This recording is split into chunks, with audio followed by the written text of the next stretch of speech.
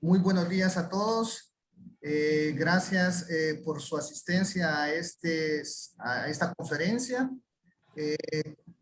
Queremos agradecer a Derecho y Negocios por la oportunidad que nos está dando a Global Compliance Professionals de aportar a esta serie de seminarios que durante esta semana se han tenido aquí en El Salvador, específicamente relacionado a toda la parte del cumplimiento. Para nosotros es un gusto estar colaborando con una revista como Derecho y Negocios, que tiene ya trayectoria en el mercado y tiene pues una amplia difusión en toda la parte del mercado de abogados, por lo que es para nosotros muy importante presentar en este día a un ponente internacional que va a estar culminando y cerrando esta semana. Con nosotros está el licenciado Juan Carlos Ariza. Juan Carlos se desempeña como vicepresidente senior a cargo de toda la gerencia de antilavado de dinero en la división de gestión de patrimonios del Amerant Bank en la ciudad de Miami, Florida. Juan Carlos es Certified Advanced Financial Crimes Investigator y también es Certified Anti-Money Specialist de ACAMS.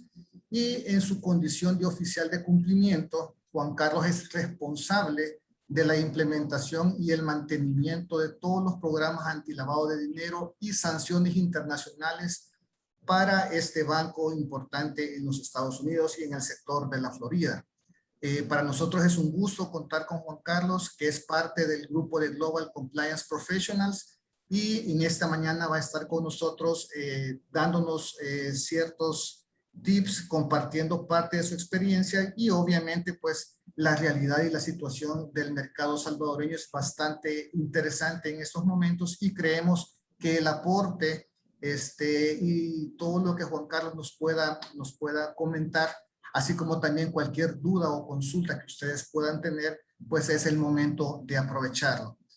Juan Carlos, bienvenido, buenos días, gracias por estar con nosotros. Te cedo un poco aquí la palabra. Gracias, Juan Carlos. Agradecido por la oportunidad con Global Compliance Professionals, con Derecho y Negocios. Es un placer estar en esta audiencia y compartir un rato para hablar de anti-money laundering o el antilavado de dinero, que es lo que hacemos todos los días. En parte de lo que vamos a conversar hoy es cuál es la nueva realidad de la industria de EML después del COVID. Cuál era la realidad antes del COVID, durante el COVID, y ahora que estamos empezando a salir del COVID, ya muchos países pues hemos logrado avanzar un poco en este sentido, otros van en camino, otros todavía están atascados con la pandemia, pero si Dios quiere pronto estamos fuera de eso, ¿no? Un poquito para hablar de la realidad antes del COVID, ¿no? Digamos, veníamos todos a un ritmo de evolución normal de lo que es el tema de antilavado de dinero, de prevención de legitimación de capitales, del crimen financiero, de terrorismo, de financiamiento de actividades terroristas.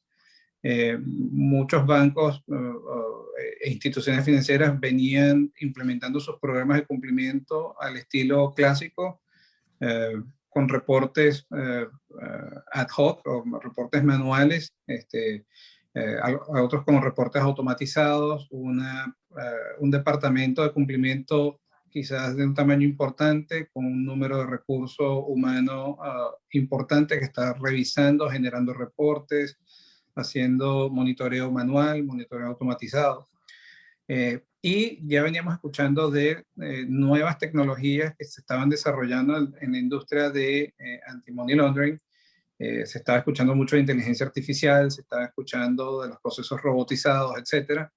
Pero digamos que se escuchaba mucho en bancos de primera línea, bancos muy grandes a nivel mundial, que eran los que tenían los recursos para desarrollar e implementar esas tecnologías, y un poco hacer el ensayo del error a ver qué tal resultaba. Y bueno, eso poco a poco iba acercándose a las instituciones un poco más pequeñas y de forma global, y arrancó la pandemia. arrancando la pandemia, de la noche a la mañana, todos tuvimos que empezar a trabajar de forma remota, desde la casa. La mayoría de las instituciones lograron adaptarse bastante rápido a esta nueva realidad, y lograron tener prácticamente más del 90% de la fuerza de trabajo conectada online, haciendo exactamente el mismo trabajo que hacían en la oficina. Y ya eso per se fue un cambio, ¿no? El darnos cuenta que sí se podía hacer de forma remota, que no necesariamente requería la presencia física en la oficina. La pandemia afectó muchísimo a la economía mundial, pero por otro lado abrió una puerta, digamos, al futuro, ¿no?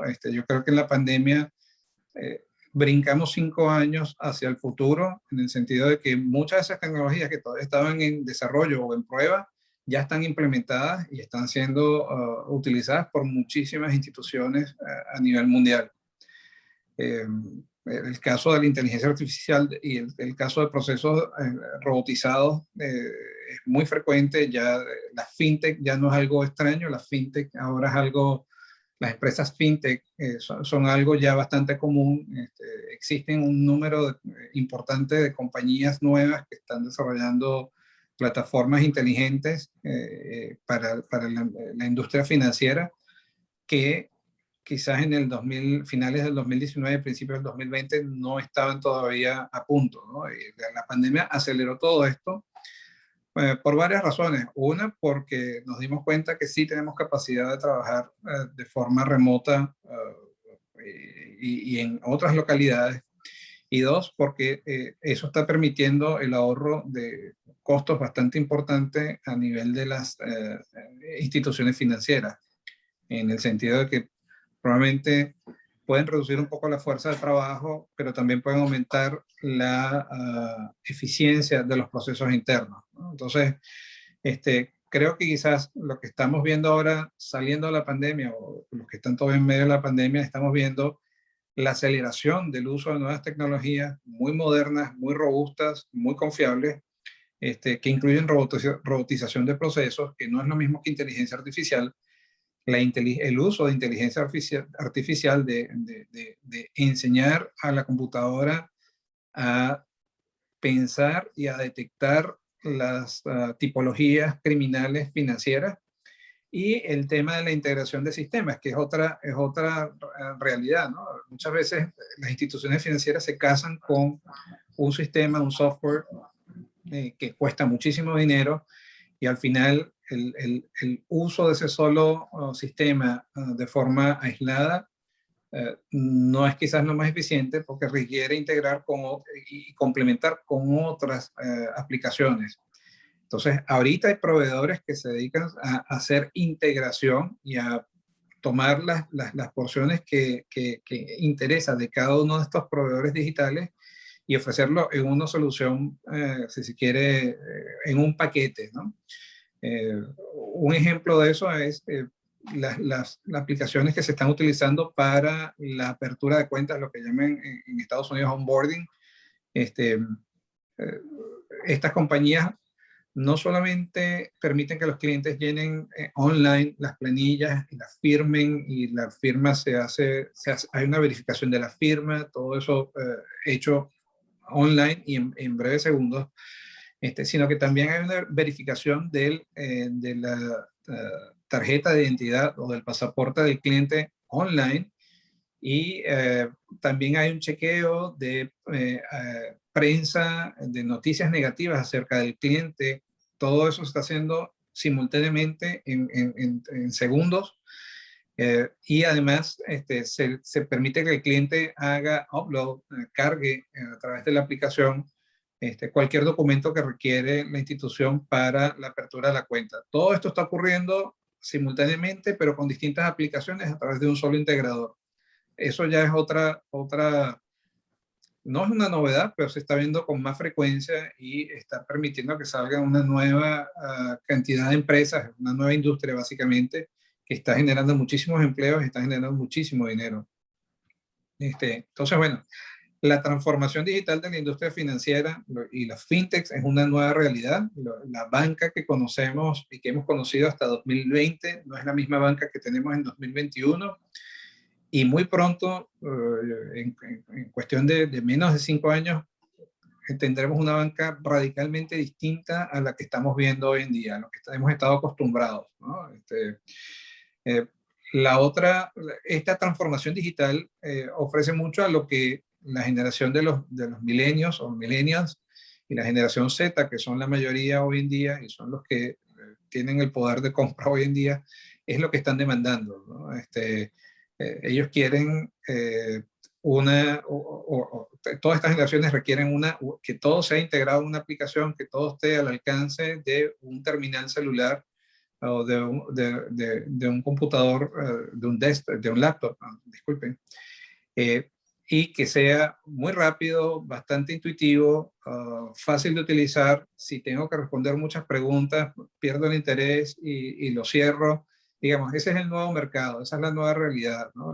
Los cuestionarios muy largos, llenarlos a mano, firmas húmedas, eso ya está quedando en el pasado. La realidad es que todo ahora se quiere hacer online, se quiere hacer lo más eficiente. También disminuye un poco el apetito del contacto personal y aumenta lo que es el apetito de utilizar un robot. Yo me quiero entender como un robot y que el robot me ofrezca las opciones que yo tengo para escoger un portafolio de inversiones o una cuenta bancaria, dependiendo de lo que yo necesito. Si después no me entiendo con el robot, entonces hablaré con alguien por un call center o algo así. Pero ese es, digamos, lo que está ahora rigiendo el tema de la industria financiera. Y por supuesto está ahora el famoso tema de las criptomonedas o monedas virtuales, siendo el Bitcoin por ahora la reina de ellas, pero estamos viendo que al día de hoy hay más de 2.000 criptomonedas en el mundo, más de 600 bolsas o exchanges de criptomonedas que están teniendo una popularidad y un crecimiento bárbaro. Hace poco una de ellas, Coinbase, se inscribió en la bolsa de valores y es una compañía que logró colocar la mayoría de sus acciones en tiempo récord y muchísima gente ha invertido en este tema. Y el Bitcoin es algo que hace 10 años valía todavía unos pocos dólares. Hoy en día llegó a principios de este año a estar en $60,000 o más de $60,000. Y bueno, el precio bajó por temas, la criptomoneda fluctúa mucho, pero todavía siguen teniendo un valor muy importante, ¿no? Cercano a los $40,000 por cada Bitcoin. Otra vez, las generaciones que están rigiendo el mundo de hoy, que están demandando el mercado que tenemos hoy, ese es el apetito, la tecnología, las criptomonedas, las aplicaciones de uso fácil, que sean rápidas, eficientes, que no me hagan perder tiempo, ¿no? Todas estas cosas tienen usos legítimos y tienen una gran utilidad para hacer negocios, para implementar controles, pero también para el uso de crímenes financieros, ¿no? Lamentablemente, quienes lavan dinero, quienes cometen crímenes financieros, quienes financian actividades terroristas y actividades ilegales, llevan la delantera en este tema porque la regulación toma un tiempo, las leyes toman un tiempo en desarrollarse, implementarse, probar si funcionan o no funcionan. Entonces, este es otro de los retos que han surgido luego de la pandemia, el avance tan rápido de la tecnología y del uso de nuevas aplicaciones, monedas virtuales, etcétera, está generando un reto para quienes trabajamos en la prevención de legitimación de capitales, porque se han generado una cantidad de nuevas tipologías criminales relacionadas, unas específicas a la pandemia y otras que son consecuencias de los avances que hemos experimentado en los últimos meses, ¿no? Juan, no sé si tienes algún comentario, alguna... Pues básicamente escuchándote y tomando en cuenta algunos comentarios que nos hacen ahorita, surgen como ciertas situaciones. O sea, nosotros en el país vivimos una realidad, obviamente desde el punto de vista de la industria de prevención del lavado de dinero, de cumplimiento en Estados Unidos. Ustedes tienen más experiencia en esto. Allá se rigen ¿cómo se llama? Postulan normativas y todo lo demás. Y aquí la pregunta, surgen varias preguntas, o sea, ¿qué nuevas tipologías? Aquí hablas tú de comercio electrónico, robotización y todo lo demás, pero ¿qué nuevas tipologías delictivas están surgiendo ahora producto del COVID o post-COVID en este caso? Sí, gracias, interesante. Durante el COVID, las tipologías que inmediatamente empezaron a salir y las veíamos en las actividades de monitoreo y en los boletines que emitían las respectivas agencias de inteligencia financiera en el mundo, incluido Gafi, era la estafa, la venta de material relacionado a la pandemia, al COVID, inexistente, todo online, no había forma, la gente estaba en un pánico, comprar la mayor cantidad de máscaras posible, la mayor cantidad de pañitos de alcohol posibles, de desinfectantes, de papel higiénico, etcétera. Y el comercio electrónico empezó a regir porque no se podía ir físicamente a un supermercado o a una tienda Walmart, etcétera. Y empezaron a salir estos vendedores fantasmas que vendían mercancía que no existía.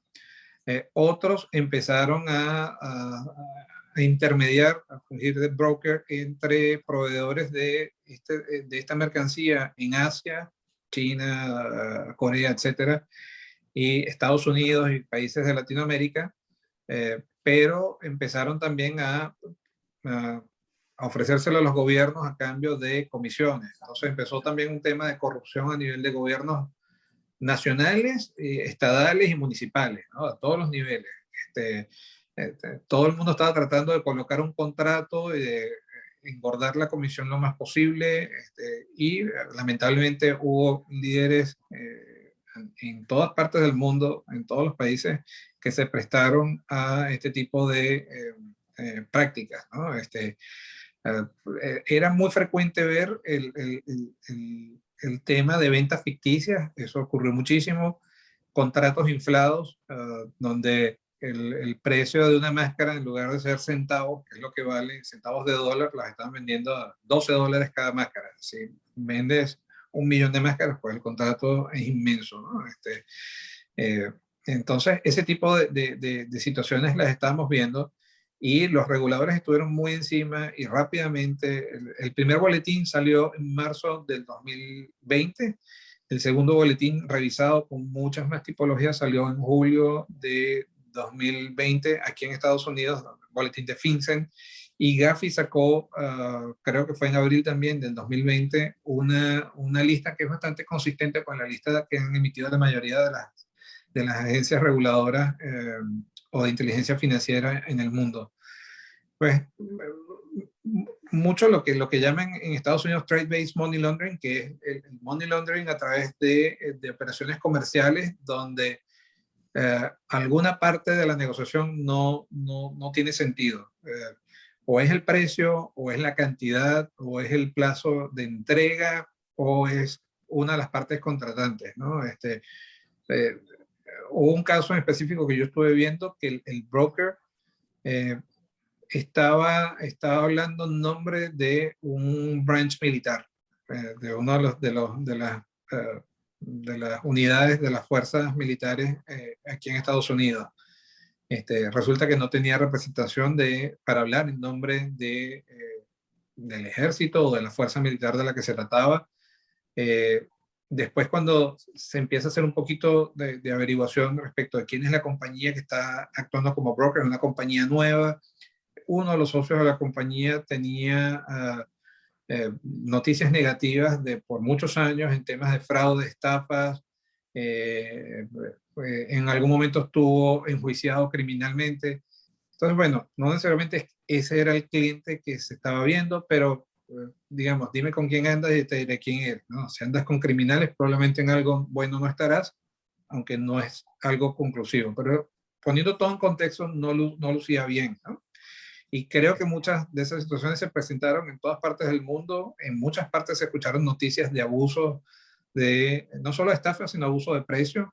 Hubo gente que retuvo mercancía, que la adquirió a un precio mucho más bajo antes de la pandemia, la guardó y en el momento en que estaba la situación de emergencia mundial, aprovechó, infló los precios de forma absurda y, digamos, uno cree en el libre mercado, pero eso en una situación de emergencia, en una situación de calamidad mundial, eso es considerado un crimen contra la humanidad, ¿no? Y eso también en los Estados Unidos, que es quizás el país que más defiende el libre mercado y la demanda de la oferta, salió tipificado como una de las tipologías criminales, ¿no? Aprovecharse de una situación de emergencia nacional. Entonces, bueno, esas fueron relacionadas a la pandemia. Ahora, con el uso de las nuevas tecnologías y de la nueva realidad y de los vacíos que están dejando muchas compañías y de controles nuevos que todavía se están comprobando en la industria financiera, se ha visto mucho el tema del abuso con las criptomonedas. Las criptomonedas todavía hay un tema que hay que definir, si quieres en la otra lámina creo que hablo un poquito de eso, las criptomonedas hay que definir, disculpa, no la incluí, pero hay que definir si son un commodity, si son un security, o sea, si es mercancía, si es un título de valor o si es una moneda de verdad. Y eso es algo que todavía no está claro, ¿no?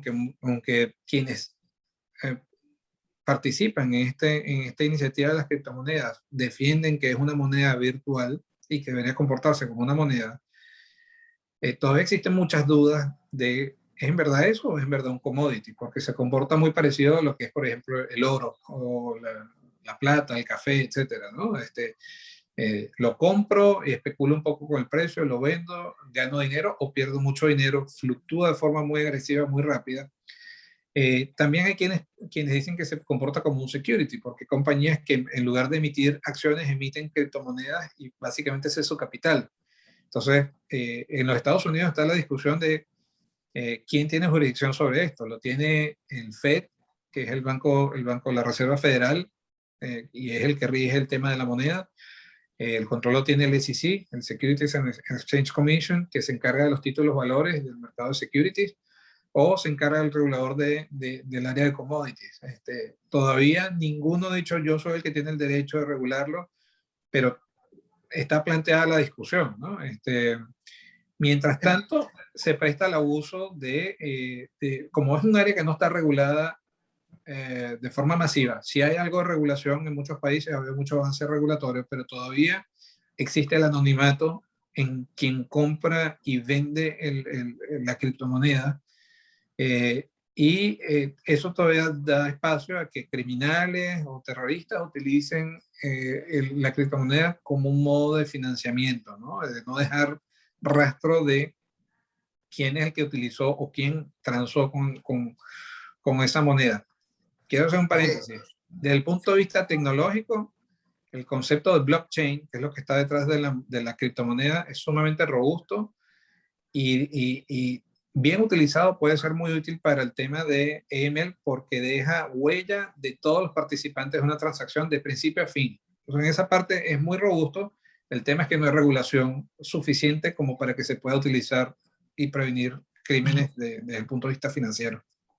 En esa línea y escuchando lo que tú nos exponías, obviamente, pues entrando en el tema de las criptomonedas, hay pros y hay contras, ¿no? Pues obviamente, si hay riesgos, en tu experiencia, nos dices de que sí hay regulaciones que en Estados Unidos se han implementado o se han tratado de implementar para eso, pero ¿cómo ves tú desde el punto de vista de la región o de El Salvador, que ahora digamos que estamos en boca o de moda porque El Salvador es el primer país que ha adoptado y tiene una ley referente a esto? ¿Crees que esto le implica un reto a los oficiales de cumplimiento, a toda la audiencia, por lo menos que tenemos acá? Son abogados de firmas respetables aquí en el país que de una u otra manera tienen que también tener o dar fe de lo que se está haciendo en un contrato, de lo que se está firmando. ¿Cómo lo ves tú? Sí, totalmente, hay retos, ¿no? Yo creo que sin entrar en temas de si es lo correcto o no es lo correcto, la discusión aquí no es política, sino más pragmática. tiene muchos beneficios y tiene muchos retos, ¿no? Los retos desde el punto de vista de anti-money laundering para quienes trabajan en bancos, pues de alguna forma que sea el intercambio de bitcoins, ¿no? O de cualquier criptomoneda. En algún momento tiene que haber la compra que se va a hacer con dólares y va a haber una transferencia de una cuenta de banco a otra cuenta de banco y la persona que efectuó la transferencia va a recibir bitcoins en una cartera virtual, ¿no? Un e-wallet. Los bancos todavía no están muy convencidos a nivel mundial y en los países, principalmente los países del primer mundo, Estados Unidos, Canadá, Europa, de la transparencia del Bitcoin. Algunos sí permiten la apertura de cuentas de estas casas de bolsa de Bitcoins, las que venden los Bitcoins, pero todavía tienen bastantes restricciones. Por ejemplo, tiene que forzosamente hacerse por una transferencia electrónica o un wire transfer. No puede ser, por ejemplo, lo que en Estados Unidos un ACH o un ACH, que es una transferencia automatizada que es mucho más expedita, mucho más fácil de utilizar, pero para los bancos implica un poquito más de riesgo. Entonces los bancos la opción existe. Si los que utilizan criptomonedas ven la opción en la página web de la criptomoneda y cuando tratan de utilizar la opción de ACH, aparece que da un error o no está disponible al momento. No se aceptan cheques y no se acepta efectivo, ¿no? El cheque efectivo es más riesgoso desde el punto de vista de money laundering o de lavado de dinero. Entonces, lo que queda es la transferencia, ¿no? El wire transfer. Y lo que llaman el clearing, la compensación de esa transferencia toma varios días, toma de 2 a 5 días. En mi caso particular, yo abrí una cuenta un poquito para entender cómo funciona esto por curiosidad, no quería invertir mucho, quería transferir unos $200 y ver cómo era el funcionamiento de las criptomonedas. Mi dinero nunca llegó, nunca se reflejó en mi cuenta de moneda virtual y tuve que escribir varias veces para que me regresara mi dinero a mi cuenta de origen. Nunca tuve la oportunidad de hablar con alguien porque estas son compañías que son virtuales, básicamente no tienen personal, es un grupo de personas muy inteligentes que saben muchísimo de sistemas, probablemente la alta gerencia, pero no tienen un call center como lo tiene un banco, como lo tiene cualquier otra institución financiera. Y bueno, esas son cosas que le crean dudas a uno al principio, ¿no? Eventualmente todas esas cosas se van a ir corrigiendo y se va a ir normalizando y quizás se parezca más a una institución financiera tradicional. Por otra parte, el tema de cuál es la criptomoneda que yo utilizo, ¿no? El Bitcoin es una moneda que luce bastante segura, bastante robusta. El algoritmo que se utiliza para generar el Bitcoin es un algoritmo bastante complejo. Quienes han estado leyendo últimamente las noticias en Estados Unidos de cuando Elon Musk, el jefe de Tesla, dijo que no iba a aceptar más el Bitcoin porque es una moneda que contamina mucho, porque el algoritmo que se utiliza para generar cada Bitcoin consume muchísima electricidad y eso contamina. Pues bueno, eso generó que el Bitcoin cayera el precio, etcétera. Pero bueno, al final, detrás de todo ese consumo eléctrico, lo que está reflejado es lo robusto que es el algoritmo que tiene el Bitcoin para su generación y que tiene unas reglas que son bastante claras. Si mal no recuerdo, creo que está limitado a 25 millones de Bitcoin y ese es el número completo. Claro, el Bitcoin permite que se fraccione ilimitadamente, ¿no? Entonces, al final son 25 millones de Bitcoins, pero dentro de eso habrán infinitas cantidades de fracciones que las llamarán, crearán un nombre cada vez que se necesite, ¿no? Y lo cual también permite que gente que no tiene $40,000 para comprar un Bitcoin, pues compre de repente $1,000 de una fracción de un Bitcoin, ¿no? Pero así como está el Bitcoin, que es muy robusto, hay otras que valen millonésimas de dólar y nadie sabe cómo se emite la moneda, qué hay detrás de esa moneda, quién es el grupo que está detrás de esa moneda, qué respalda esa moneda. Y esas son las dudas también que genera todo este tema de las monedas virtuales, ¿no? ¿Cuál es el respaldo? En una época el respaldo del dólar era el oro que estaba en las reservas del banco, de lo que es el Banco Central en Estados Unidos, del Fed. Ya ese no es el caso. A partir de los años 70 el tema del respaldo del oro quedó a un lado, pero está el prestigio y el nombre de los Estados Unidos detrás de la moneda que emite la Reserva Federal. Detrás de otras monedas que no sea Bitcoin, ¿qué es lo que hay? O sea, ¿quiénes están detrás de eso? ¿No? Eso es un reto bastante importante desde el punto de vista de los bancos, saber el origen, el destino del dinero. Cuando un cliente recibe un pago en Bitcoins y recibe una transferencia de la casa de bolsa de ese Bitcoin en la cuenta de banco, cuando uno pregunta, bueno, te llegó $1.000.000, ¿de qué es ese $1.000.000? Bueno, el origen de eso es la venta de unos Bitcoins. Y esos Bitcoins, ¿cómo los obtuviste? ¿Los compraste y esperaste que subiera el precio y vendiste? ¿O alguien te hizo un pago? Entonces, bueno, si yo esperé que eso subiera, pues siempre fue dinero mío, pero si fue un pago que alguien me hizo, bueno, fue un pago con motivo de qué, y esa persona en dónde está, y a qué se dedica, cuál es el origen de los fondos de esa persona. Entonces, los mismos retos que tenemos en el lado del dólar de verdad, lo vamos a tener en el Bitcoin. El problema es que están interactuando dos industrias, ¿no? La virtual con la de verdad hoy en día, que es la industria financiera, y por eso es que se ve mucha desconfianza. Ahí es donde se amarra entonces la parte tradicional del mundo de cumplimiento, del conoce a tu cliente, las debidas diligencias, que es a lo cual estamos hasta estos tiempos acostumbrados, ¿no? Pero ahora con esas tecnologías disruptivas, con esto que tú mencionas de las nuevas generaciones, de estas formas adicionales de hacer negocio virtualmente hablando, es donde debemos de compaginar eso como dos mundos, ¿no? Entonces implica que el oficial de cumplimiento, pues obviamente tiene muchos retos. Y obviamente de empezar a documentarse o empezar ¿cómo se llama?, a explorar todo ese tipo de tecnologías y sobre todo qué es lo que dice el GAFI o los reguladores al respecto. Sí, yo creo que quizás lo más importante desde el punto de una institución financiera es, número uno, hacer la debida diligencia a la casa de bolsa, a la bolsa, al exchange, que es el que tendría quizás la cuenta, y es una especie de cuenta corresponsal que tendría en el banco. ¿Qué políticas de lavado de dinero tiene o de antilavado de dinero tiene? Tiene un oficial de cumplimiento encargado exclusivamente de eso, tiene un programa de entrenamiento para el personal que trabaja ahí. ¿Qué tipo de debida diligencia le hacen a los clientes de esa compañía?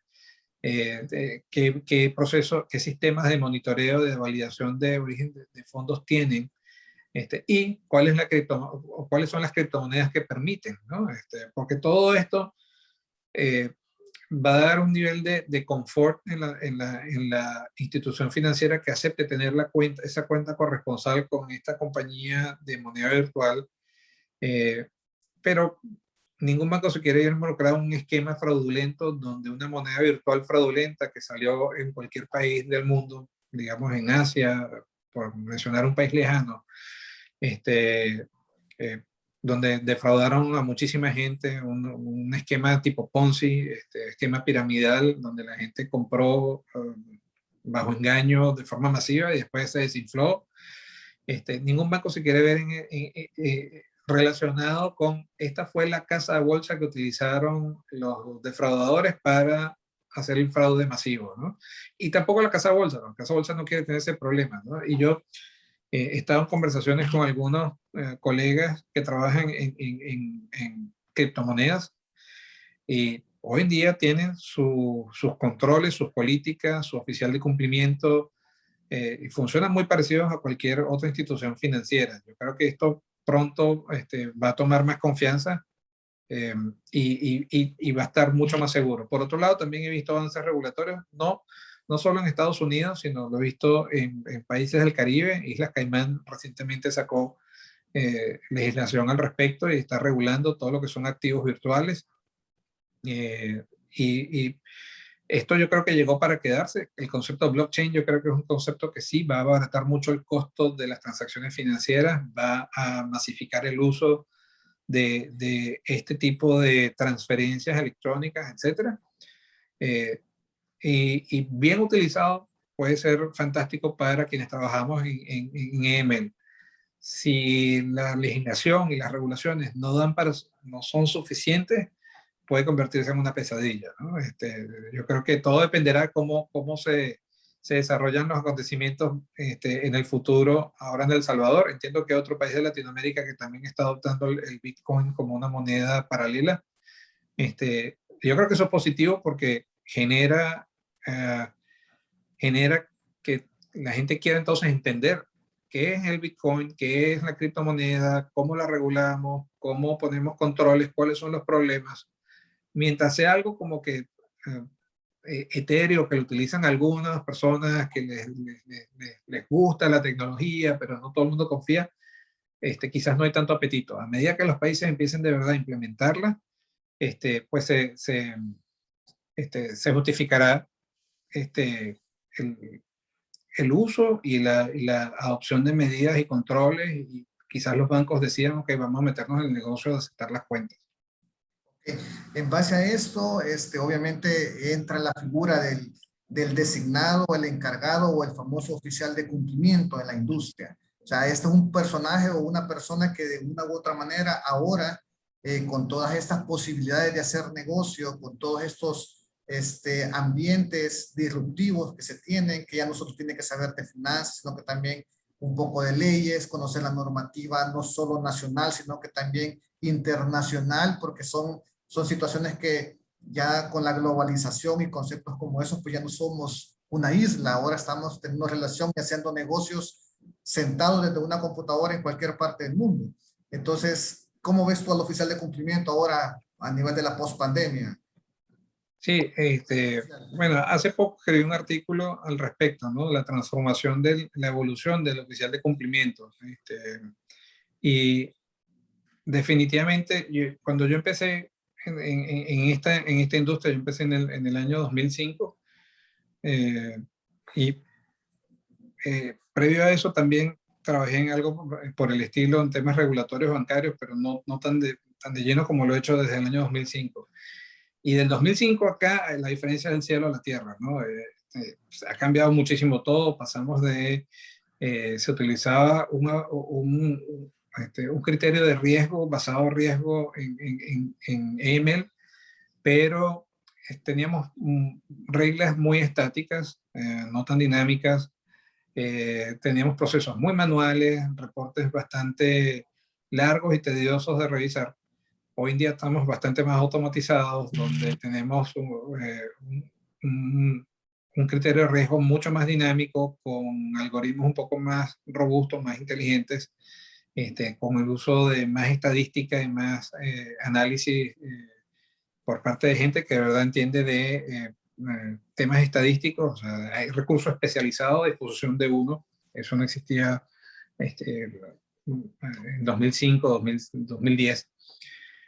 Y ahora estamos en un proceso de otra transformación mucho más rápida, mucho más avanzada, que es el tema de la implementación de la tecnología y de la inteligencia artificial, ¿no? Y donde de verdad se está reemplazando un poco el recurso físico por el recurso tecnológico, pero no es un reemplazo donde eliminé 40 puestos de trabajo y se acabó, ¿no? Ya esa gente no vuelve a trabajar. Yo creo que lo que está pasando es que el profesional de IML se está transformando en ser quizás alguien que sea una tarea repetitiva, tediosa, que ahora lo hace un robot, a ser un profesional que está empezando a actuar en otros campos que se están abriendo. Análisis de riesgo, el tema de análisis estadístico, implementación y administración de sistemas, integración de sistemas, arquitectura de la data para que la data sea limpia. La inteligencia artificial y los procesos robotizados no se deben implementar, porque se pueden implementar, digo, no se deben, si la data no es una data pulcra y bastante pensada, bien pensada. Nosotros hemos visto muchos retos en muchas instituciones de los Estados Unidos donde se metía cualquier cantidad de data en los sistemas centrales de los bancos, de las instituciones, con campos de texto abierto en vez de hacer listas cerradas, etcétera. Y como dicen aquí, entra basura y sale basura, ¿no? Cuando tratas de que un robot entienda lo que tú tienes en esa data, el robot no lo va a entender porque la data es muy mala. Entonces, empieza todo por una arquitectura de la data, un control de calidad de la data, integración de la data, unas reglas muy claras y precisas de cómo manejar todo eso para poder implementar inteligencia artificial y procesos robotizados. Y por otro lado, esto no es una cosa que uno implementa y se acabó. Todos los años va a haber una versión nueva, va a haber que refrescarla, probablemente va a haber que reemplazarla. Entonces, se están cambiando unos roles por otros, ¿no? Probablemente dejamos de tener analistas, pero ahora vamos a tener una mano de obra un poco más calificada, dedicada a todos estos procesos que dedican tiempo, conocimiento, especialización, educación, etcétera, ¿no? Por otro lado, los investigadores, quienes trabajan en la investigación de IML, yo dudo que un robot vaya a reemplazar 100% el tema de la investigación. Va a haber un punto donde debe intervenir un ser humano, y el skill de ese ser humano tiene que ser bastante especializado, muy robusto. No es lo mismo antes revisar un falso positivo, revisabas 200 falsos positivos y tenías 5 positivos, ¿no? Y hacías un reporte de actividad sospechosa con el regulador y ya. Creo que ahora con la inteligencia artificial vas a tener unos positivos que van a ser unos muy buenos positivos y que tienes que ver cómo de verdad pasas la mayor cantidad de información relevante a la unidad de inteligencia financiera del respectivo país para que puedan hacer una investigación y sea productiva la investigación, la pelea contra la actividad criminal. Entonces, creo que es un tema de transformación. El oficial de cumplimiento ya no es una persona nada más con conocimiento de la regulación, como era hace 20 años. Es un gerente de proyectos, es un estratega, es un jefe de una cantidad de personas, es un centro de costos. En algunos casos no solamente es un centro de costos, en un caso también es un centro de profit, de ganancias, porque muchas unidades de negocios se están beneficiando de la tecnología que está implementando cumplimiento. Y entonces, bueno, eso se traduce en yo mis servicios te los vendo internamente, es dinero virtual dentro de la compañía, pero yo dejo de ser un centro de costo y también puedo ser un centro de producción dentro del área de cumplimiento. El área de entrenamiento, contacto con la alta gerencia, con la gerencia media, con la fuerza de ventas. Todas esas cosas dependen ahora mucho del oficial de cumplimiento, donde nos toca ponernos más de un sombrero, ¿no? Y trabajar en muchas cosas, conocer de muchas cosas, tener 20 manos y cabeza para muchos problemas todos los días y estar al tanto de todo lo que está pasando en el mercado, en los servicios que ofrecemos, en los productos que ofrecemos. Okay. Tú sabes que, bueno, que cuando oímos hablar a personas de Estados Unidos, obviamente los recursos que se tienen en un país de primer mundo, pues son bastante diferentes a los recursos que se pueden tener en Latinoamérica. Y obviamente el área de cumplimiento no siempre es, exceptuando en la banca, pero digamos en otros sujetos obligados, empresas grandes que tienen que cumplir con esta normativa, pues el oficial de cumplimiento muchas veces se ve un poco falto de recursos, vamos a decirlo así. Entonces implica que también ellos puedan ser agentes de cambio en la medida que ellos puedan ir innovando y diversificándose en ese sentido, ¿no? Sí, sí, y, interesante lo que decía al principio de la conversación es que hemos visto cómo se han ido abaratando los costos de estas nuevas tecnologías, ¿no? Y quizás esa es una forma para instituciones más pequeñas o en países que quizás los recursos no son tan abundantes como puede ser en Europa, en Estados Unidos, en Canadá, etc.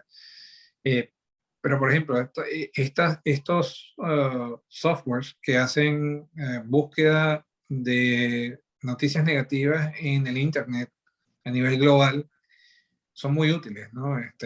Pues digamos, hasta hace muy poco solo hacíamos manualmente a través de Google, de Yahoo, Bing, etcétera. Ya eso lo dejamos de hacer, ¿no? Y hasta hace no mucho era costosísimo implementar un software de esto.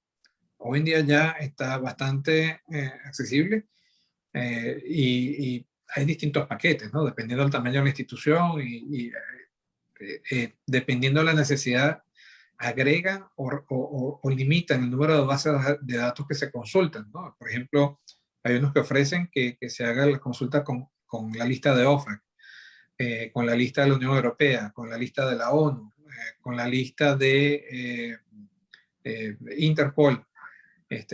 Hay muchísimas listas que se consultan, ¿no?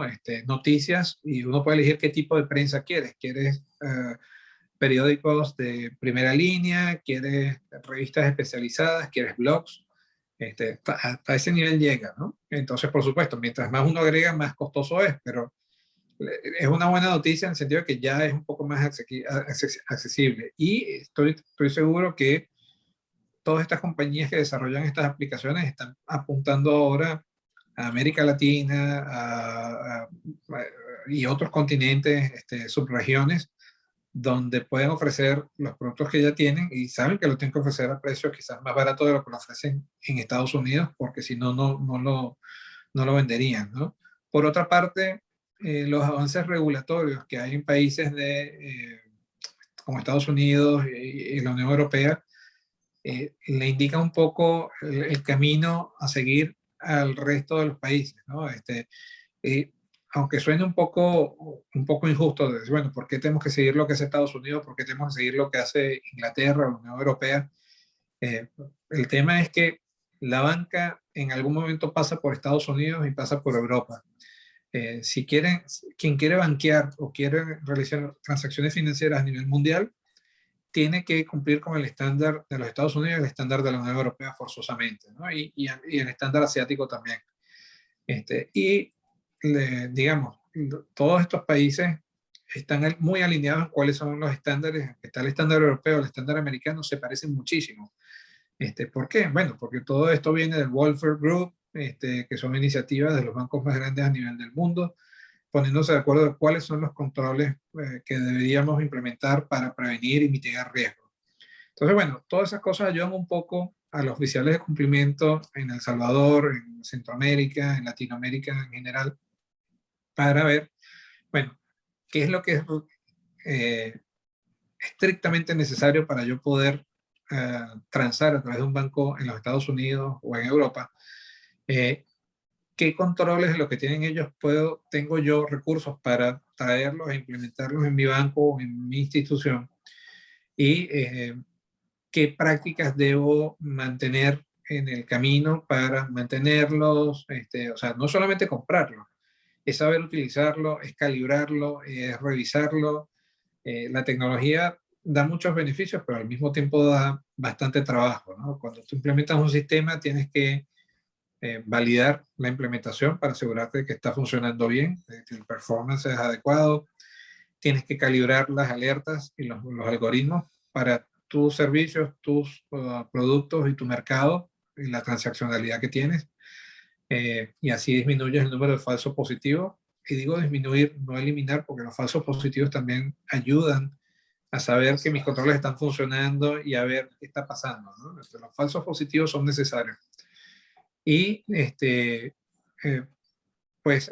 tema de audit trail, la huella, la documentación de todos los récords que están en ese sistema, cómo los manejo, dónde los guardo, por cuánto tiempo los guardo, qué hago con todo eso.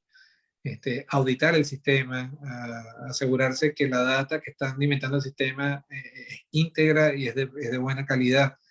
Todas esas son cosas que son muy costosas, que requieren mucho trabajo y que requieren talento. Y hacia allá es hacia donde yo creo que debe ir el profesional de AML. La parte investigativa sigue siendo importante, pero la parte de los procesos que soportan todo lo que hace un oficial de cumplimiento requiere mucha ayuda y mucha especialización. Y creo que es una oportunidad de oro para quienes están empezando en esta industria. Okay. Otra consulta, Juan. Bueno, has mencionado ahí un par de listas y nombres de listas.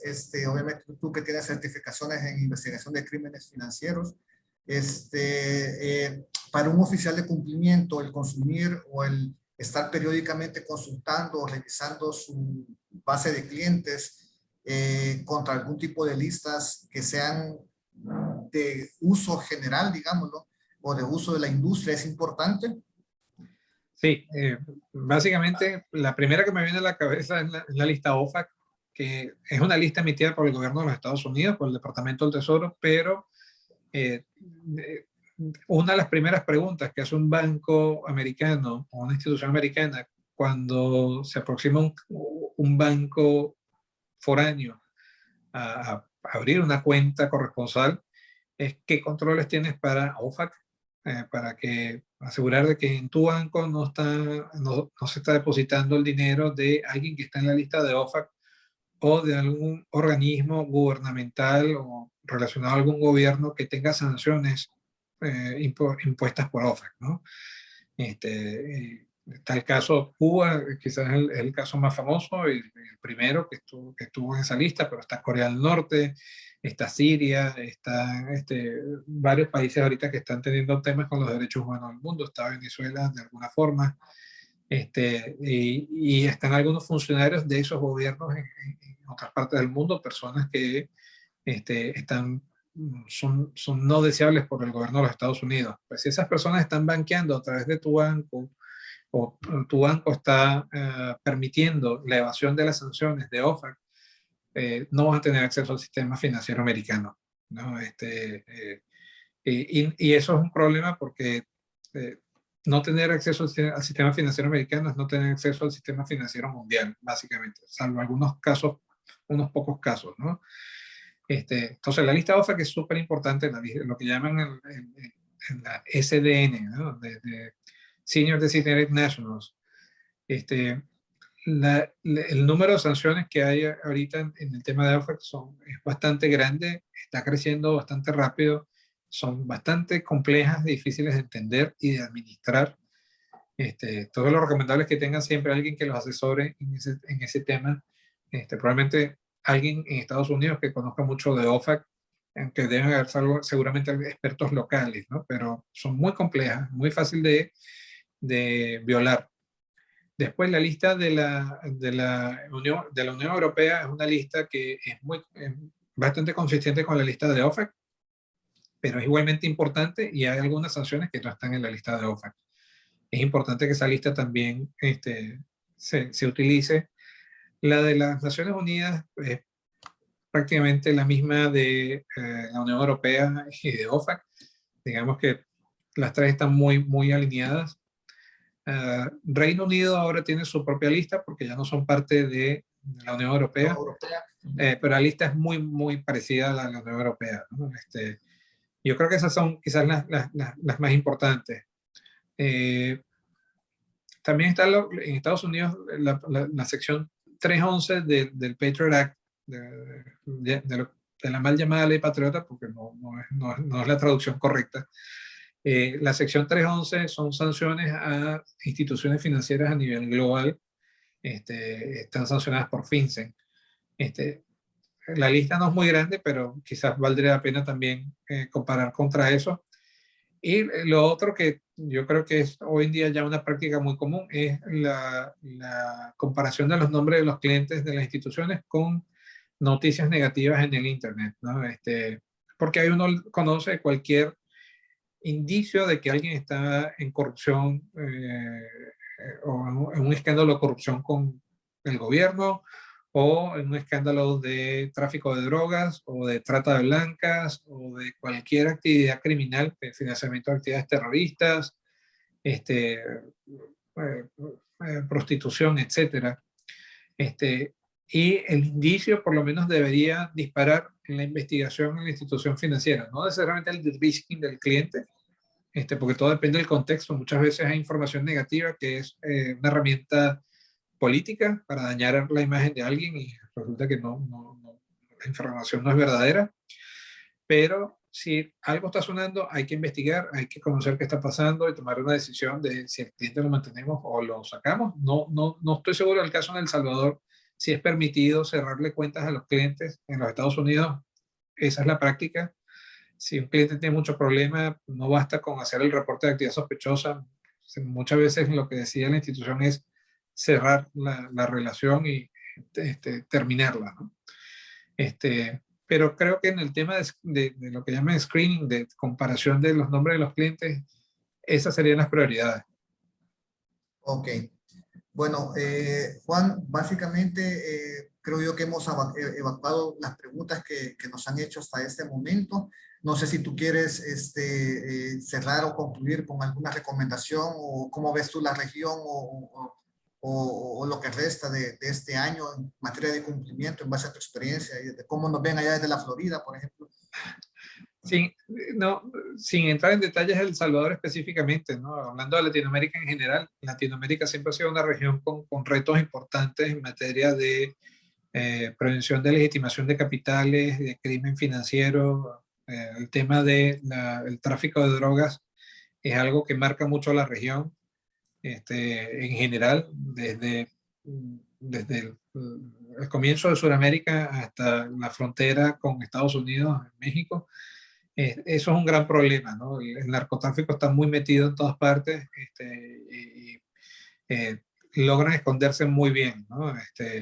Creo que sigue siendo fundamental el tema de la debida diligencia, de conocer con quién estamos tratando, de no hacerse el ciego.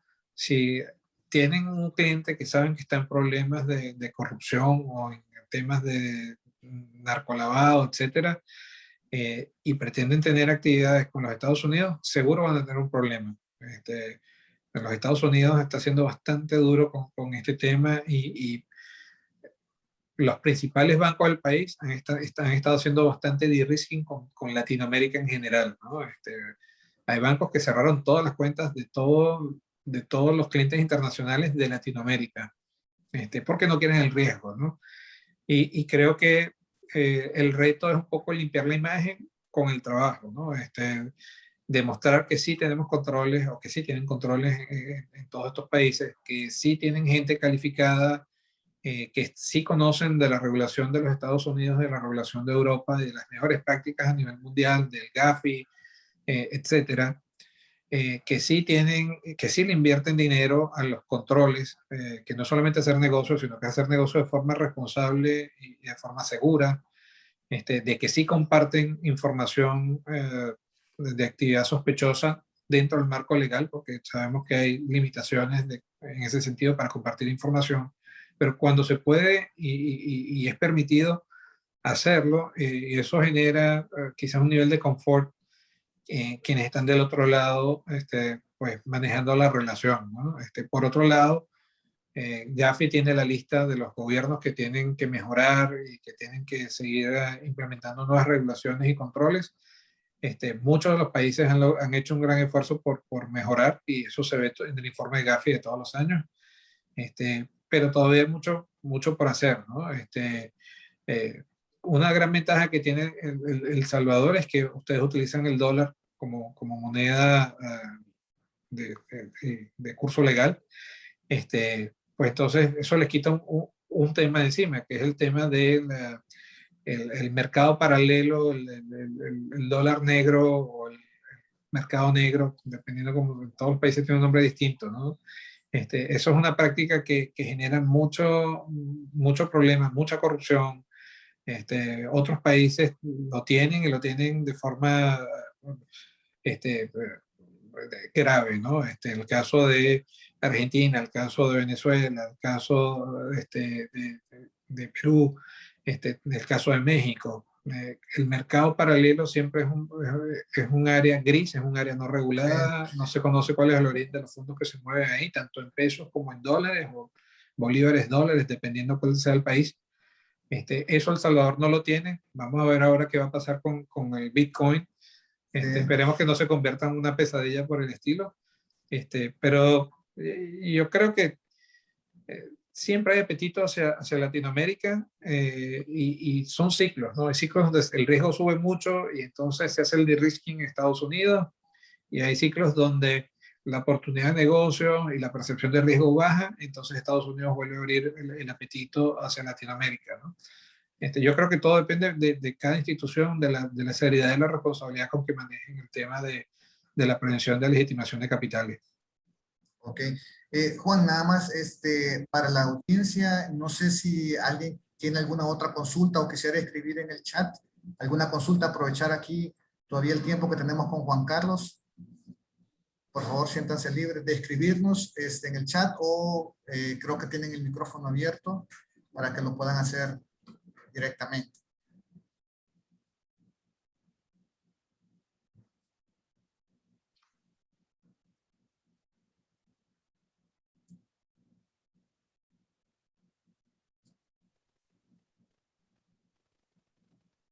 Bueno, aquí dicen de que no hay mayores consultas. Bueno, agradecerte, Juan, de verdad, por tu tiempo, por compartirnos tus puntos de vista y darnos pues una luz al final de todo lo que se viene como en perspectiva de cómo se llama. Perdón, aquí quiero ver. Juan, si me permite un último comentario. Todos los puntos de vista que yo he dado en este webinar son puntos de vista personales, no representan el punto de vista de mi empleador. Y tampoco pretendo que sean recomendaciones de tipo de inversión o en el ámbito financiero, ¿no? Son puntos de vista estrictamente personales. Solo quería ese último comentario. Perfecto. Mira, aquí tenemos nada más una pregunta de Rigoberto Vázquez. Pregunta, ¿cómo percibe usted que El Salvador haya adoptado el Bitcoin como moneda de curso legal? Yo creo que no estoy todavía muy empapado del tema. Creo que todavía El Salvador están en el comienzo de esto, ¿no? Falta la normativa que regule cómo va a ser todo. Quizás es pronto para emitir un juicio de valor en ese sentido, pero lo veo como algo positivo en el sentido de que puede de verdad masificar el acceso a la transferencia de dinero y a la compra en el comercio electrónico.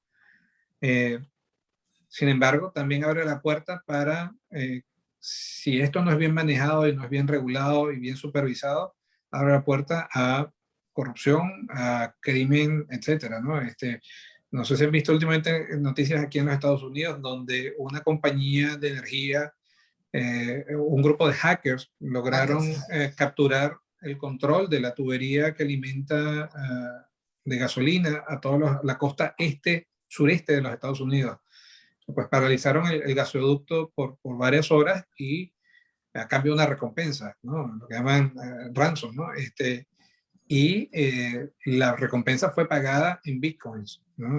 Para no tener que utilizar un banco ni nada. Las compañías grandes aquí están acumulando bitcoins porque muchas veces son víctimas de este tipo de hackers y pagan la recompensa y la pagan en bitcoins. No deja huella, tal como está funcionando hoy en día. Entonces, me parece positivo por un lado, me parece que por otro lado es delicado, es que si implementan los controles supervisorios robustos y adecuados, pudiese ayudar mucho. Si no, va a convertirse en un gran problema y al mismo tiempo en una solución para muchas personas. Lo que pasa es que, eso sí, siempre vas a depender de la banca, porque no funciona aislado de la banca, va en paralelo a la banca. Ok, entiendo.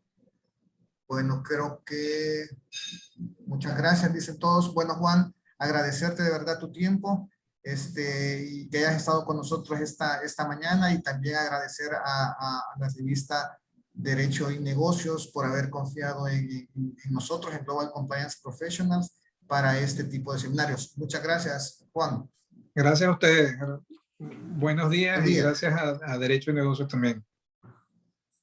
Mucho gusto. Adiós. Un placer.